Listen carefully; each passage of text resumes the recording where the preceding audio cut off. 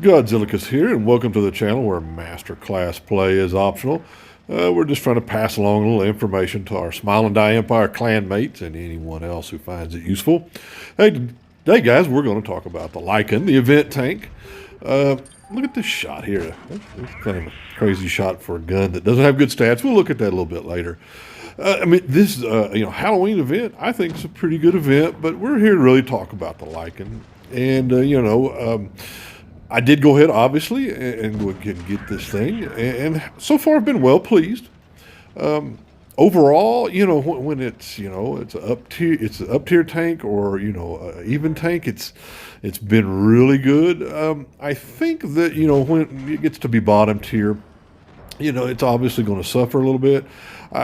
I didn't get a chance to play it against what I thought were good players. I think they would really exploit, some things. So it's going to be typical in that manner. So it's definitely not OP. It does have some, really nice characteristics that will, if you exploit those, it makes it a very good tank in those situations. Now, first of all, the title of this, video is it's ARL 44. Hey, if you get it, play it like an ARL 44, the French tier 6 heavy. You'll be surprised. I was playing this and wondering, how do I play it? What do I think about? What's the comp? What's the comparison? And then it struck me is really it plays just like a a tier 7 ARL 44. And we'll get into some of the stats here in a second and take a look at that thing. And it's kind of surprising is it it may be an ARL 44 with a different paint job. We don't know. And kind of getting back to the gameplay here, as you can see, there's been some great shots I've made with this thing, and some it's kind of typical of a big caliber gun with a high alpha. Is he missed a few of those, but it just seems like it gets some pretty good shots.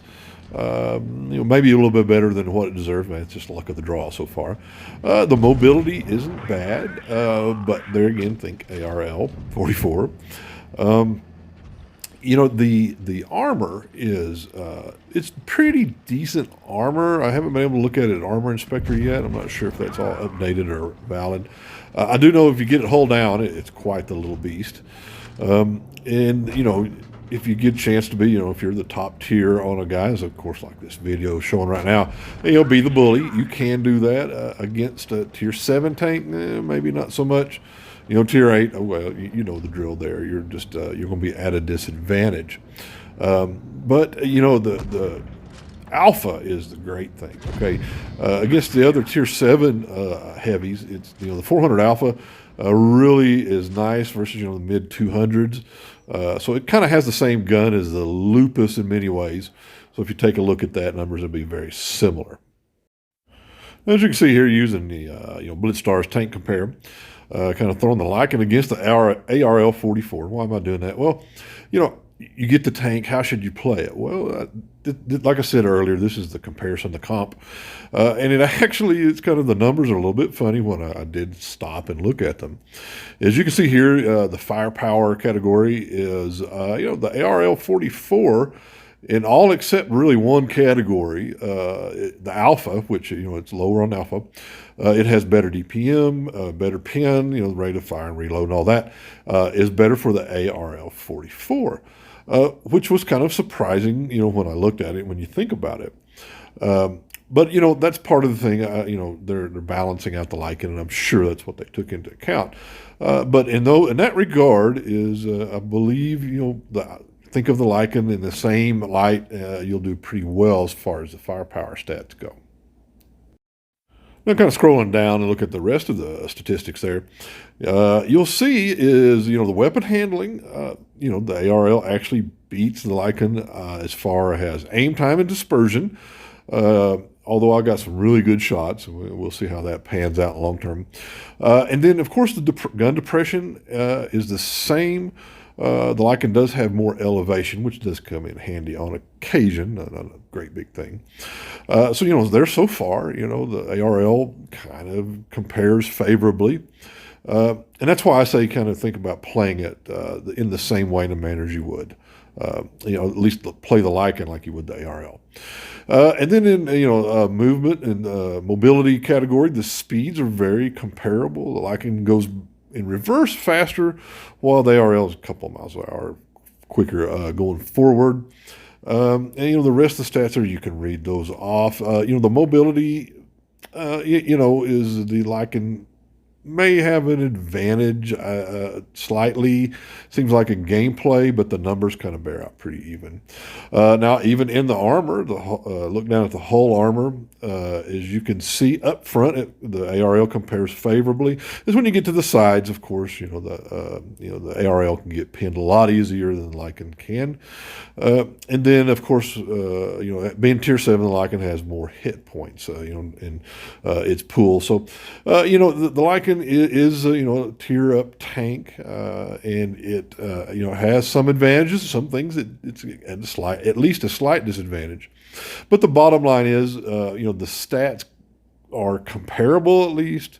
So at least when you start out playing the tank, is think of it like that and proceed as you see fit. Now, I think where the tank really excels is when it's hull down. So always go for that opportunity. Now, this is not great gameplay. I don't recommend this spot really in this situation, but I intentionally stuck the tank here just to see what I could do and what happens. And you can kind of see is keep moving, obviously, as you would in any tank at hull down. Maneuver, get the best shot you can, and there's that wonderful alpha, a little 416, a little higher than alpha, than average alpha, that is.